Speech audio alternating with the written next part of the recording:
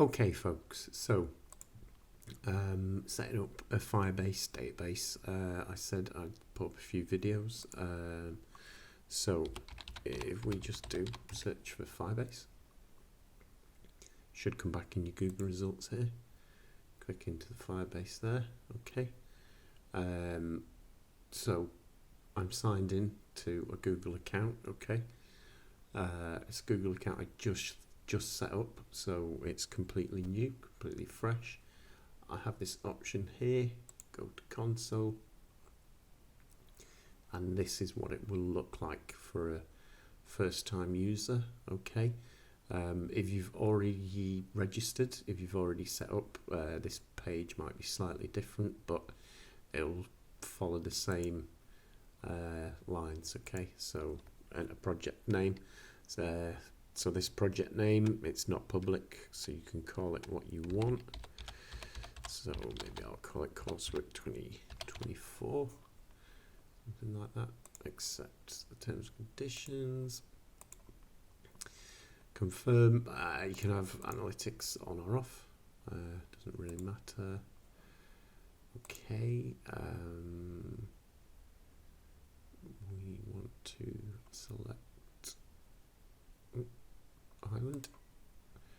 Okay, use the default settings, accept the terms and conditions, create the project. This will take a few minutes now. Just have to be patient. Okay, so the new project is ready. So we continue now, and it'll take us into this page. Okay, so this bar on the left here is what we want to be looking at. Okay, so if you've maybe got it hidden, you've got this little arrow here, pop it out into the build real-time database, and we just want to create the database.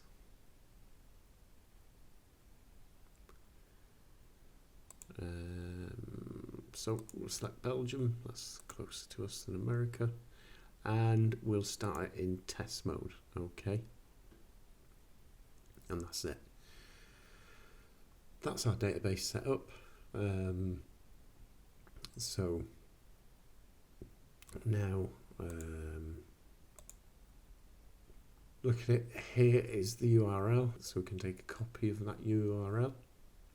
If we want to use it in Python, if we go here, we go into project settings. Okay, and we select this here for a web app, iApp. We click the register app.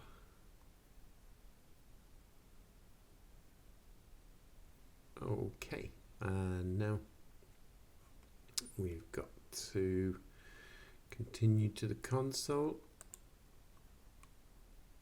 Okay, and now this gives us this information here. If we want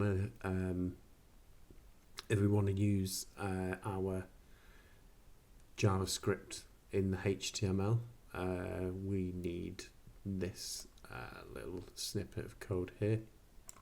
Okay, and that should be about it, folks. You just take that code snippet, and I'll do a follow-up video explaining how to embed that into your JavaScript. I'll also put up a little demonstration of the URL to be included in Python.